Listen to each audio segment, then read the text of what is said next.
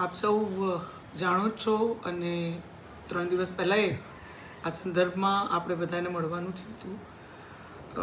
Jamnagar મહાનગરમાં ward number 6માં અને અન્ય અમુક જગ્યાએ જે રેલવેની ડેમોલિશનની નોટિસ લગભગ અપ્રોક્સ 1500થી 2000 રહેણાંકોને જે નોટિસીસ ડેમોલિશનની આવી હતી એ સંદર્ભમાં લોકોમાં ખૂબ જ ગભરાટ હતી.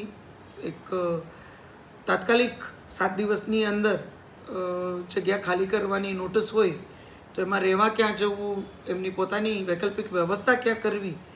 અને ઘણા પરિવારો તો એવા છે કે કદાચ દિવસનું કમાઈ અને એ જ દિવસે રાત્રે જમતા હોય એવા પરિવારો પણ છે. એટલે એમના માટે તો બીજી વ્યવસ્થા રહેવા માટે ક્યાં કરવી, પરિવારને લઈ જવા, એ એક પ્રશ્ન હતો. બાળકોની એક્ઝામનો સમય નજીક આવતો હોય તો આ ઘણા બધા પ્રશ્નોને લીધે થઈ અને એક ભયનો માહોલ હતો, એક ગભરાટ હતી લોકોમાં, એક એવી બીક હતી કે અચાનક જ અમે બેઘર થઈ જશું. તો એ સંદર્ભમાં મેં આજની તારીખે એટલે આજે સોમવારે 16 તારીખે કલેક્ટર કચેરીએ એક મિટિંગનું આયોજન કર્યું હતું. જે મિટિંગમાં રેલવે વિભાગના ડીઈ અને અન્ય અધિકારીઓ ઉપસ્થિત હતા, કમિશનરશ્રી ઉપસ્થિત હતા, કલેક્ટરશ્રી ઉપસ્થિત હતા. બધાની ઉપસ્થિતિમાં ખૂબ વિસ્તારમાં ઘણી બધી ચર્ચાઓ થઈ. એમાં ઘણું બધું કન્ફ્યુઝન જે નોટિસીસ આવી હતી એમાંય હતું. મેં પહેલાં તમને કીધું એમ, જે લોકોને સનત દ્વારા જે જમીનો અપાયેલી હતી એને પણ રેલવેની નોટિસ આવી ગઈ હતી. જે મહાનગરપાલિકાની હદમાં આવતા હતા એને પણ રેલવેની નોટિસ આવી હતી. અને રેલવેનું જે એન્ક્રોચ્ડ આખો એરિયા છે એમાં તો નોટિસીસ આવે, એ રેલવેની જગ્યા છે ને રેલવેને ક્યાંક ડેવલપમેન્ટ માટે એ જગ્યાની જરૂર હોય તો એ નોટિસ આપીને ખાલી કરાવી શકે છે. પણ જે મુખ્ય મુદ્દાઓ મેં જે ચર્ચા કરી એ ચર્ચા એ હતી કે ડેવલપમેન્ટ માટે પણ જો એમને જરૂરિયાત હોય તો પહેલાં તો ડેવલપમેન્ટ એટલે કે જે ડબલ ટ્રેકનું અત્યારે કામ ચાલે છે એની આજુબાજુની અમુક જગ્યા જે ખાલી રાખવાની છે એ જગ્યા આઈડેન્ટિફાઈ થાય અને માત્ર જેટલી જગ્યા ખાલી રાખવાની છે એ લોકોને જ નોટિસ આપવામાં આવે. અને એ નોટિસની એક સમય મર્યાદા એવી રીતે નક્કી કરવામાં આવે કે ત્યાંના નાગરિકોએ જે રહેણાંકો છે એ પોતાની બીજી કોઈ વ્યવસ્થા ઊભી કરી શકે. એટલે મિનિમમ 2 થી 3 મહિનાની નોટિસ મળે. પછી નામદાર સુપ્રીમ કોર્ટનો એક ચુકાદો છે 2021-22નો, એમાં પણ રેલવે જે જગ્યા ખાલી કરાવે એને લઈને ઘણી બધી ગાઈડલાઇન્સ, ઘણા બધા આદેશો આપવામાં આવ્યા છે. એનું પૂરેપૂરું પાલન થાય એવી પણ એક ચર્ચા કરવામાં આવી. એ ગાઈડલાઇન્સ લોકોની, અહીંયા રહેતા લોકોની કેવી રીતે તકલીફ ઓછી થાય, હાલાકી ઓછી થાય એ દિશામાં જ ખૂબ સારી ગાઈડલાઇન્સ છે. એટલે એમાં કલેક્ટરને વિશ્વાસમાં લઈ આખા તંત્રના સહયોગથી જ લોકો, નાગરિકોને પોતાની વ્યવસ્થા ઊભી કરી શકે એ પ્રકારનો સમય મળે અને આખી વ્યવસ્થા મળે એ ગાઈડલાઇન્સનું પણ પૂરેપૂરું પાલન થાય. તાત્કાલિક કોઈ પણ 8 દિવસમાં ને 10 દિવસમાં જગ્યા ખાલી કરવાનો આવી રીતે ટૂંકી નોટિસ ના આપે. બીજું, નોટિસ જે હતી એ નોટિસે મને એવું લાગ્યું કે બિલકુલ ડિટેલમાં, કારણ કે મેં કીધું એમ અમુક જગ્યા સનતના માધ્યમથી આપવામાં આવી હતી, અમુક જગ્યા કોર્પોરેશનની હતી.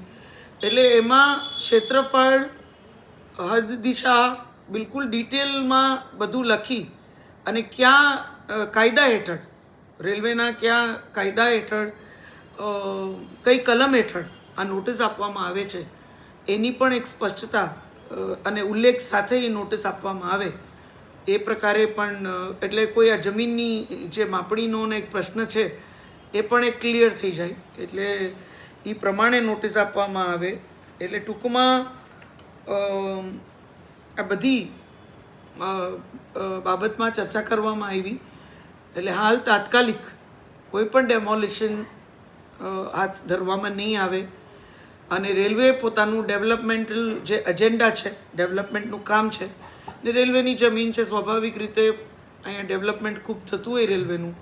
જામનગર સીમાવર્તી વિસ્તાર છે અને ડબલિંગ આપણે સૌ જાણીએ છીએ કે હવે ઓખા સુધી મંજૂર થઈ ગયું છે. એટલે એને લાગત જ્યાં જ્યાં જગ્યાઓની જરૂર પડશે, માત્ર આ વોર્ડ નંબર 6 પૂરતી આ જ વાત હતી, વોર્ડ નંબર 2માં પણ આવી અમુક નોટિસો આવી છે, નોટિસીસ મળી છે, એટલે એના પૂરતી વાત હતી. પણ મેં એક રેલવેને એક સ્ટેન્ડિંગ ઇન્સ્ટ્રક્શન્સ અને કલેક્ટરશ્રી અને કમિશનરશ્રીની ઉપસ્થિતિમાં આપ્યા છે કે આજે આ માત્ર 6 અને 2 નંબરની વાત છે, વોર્ડ નંબર, પણ આખી લોકસભા માટે આ વાત એપ્લિકેબલ છે. આખા સંસદીય ક્ષેત્રમાં ક્યાંય પણ ડેવલપમેન્ટનું કામ હશે રેલવેનું, તો એમાં આ બધી જ વાત ધ્યાનમાં રાખી અને આ બધી વાત લોકોને કોઈ હાલાકી ના થાય, હેરાનગતિ ના થાય, ખોટું ઘર્ષણ કે સંઘર્ષ ઊભો ના થાય, એ પ્રકારે આ બધા મુદ્દાઓને ધ્યાનમાં રાખીને જ ત્યાં ડેમોલિશનની કામગીરી કરવામાં આવશે. લોકોને પૂરતો સમય આપવામાં આવશે. એમની માટે વૈકલ્પિક વ્યવસ્થા જો તંત્ર કરી શકે તો વૈકલ્પિક વ્યવસ્થા તંત્ર દ્વારા કરવામાં આવશે. અને સુપ્રીમ કોર્ટનો જે આખો આદેશ છે, જે જજમેન્ટ, એમનો જે આખો ઓર્ડર છે, એનું પણ પૂરેપૂરું પાલન થાય એ પ્રકારે આજની બેઠકમાં બહુ ડિટેલ ચર્ચા થઈ.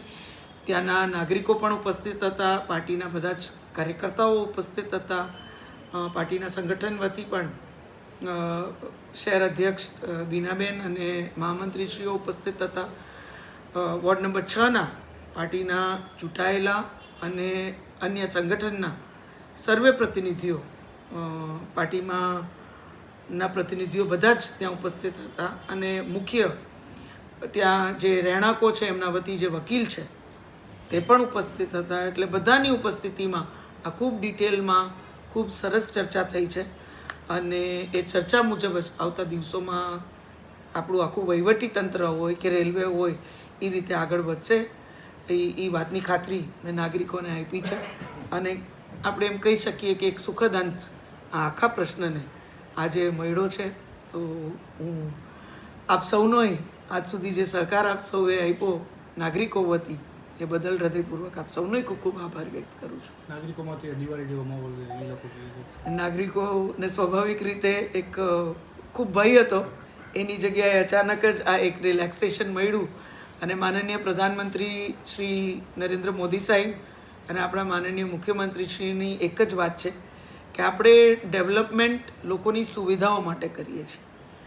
એમાં લોકોની જો અસુવિધા વધતી હોય, લોકોને ક્યાંક સંઘર્ષ થતું હોય, તો આપણે થોડો સમય એ ડેવલપમેન્ટનું આપણું જે કામ છે એ થોડી વાર માટે કદાચ રોકી શકીએ કે એનો વિલંબ કરી અને લોકોની પહેલાં સુવિધાની ચિંતા કરીએ. એ વધારે કદાચ એક માનવવાદી અભિગમ, એક સંવેદનશીલ સરકારનું એક મેઇન એજન્ડા છે. અને એ દિશામાં મને આનંદ છે કે તરત જ તંત્રએ એ વાતની અમલવારી કરવાનો નિર્ણય લીધો. એ મુદ્દાઓ પર કલેક્ટર સાહેબે, પછી કમિશનરશ્રીએ બધાએ ખૂબ મજબૂતીથી એક વાત કીધી કે આમાં એક પ્રોપર સંકલન વગર અને મુખ્ય લોકોને વિશ્વાસમાં લીધા વગર હવે કોઈ પણ કાર્ય નહીં થાય. અને સુપ્રીમ કોર્ટનું પૂરેપૂરું જે ઓર્ડર છે એને માનવામાં આવશે. ને એ જ પ્રકારે આવતા દિવસોમાં આખી કામગીરી હાથ ધરવામાં આવશે. તો સ્વાભાવિક રીતે નાગરિકો ખૂબ જ ખુશ છે. અને નાગરિકોની સુવિધા અને ખુશી એ સરકારની પ્રાથમિકતા છે, એ વાત આપ સૌ જાણો છો. ને એ દિશામાં આજે અમે આ કાર્ય કરી શક્યા એ વાતનો એક વિશેષ આનંદ વ્યક્તિગત રીતે મને પણ છે.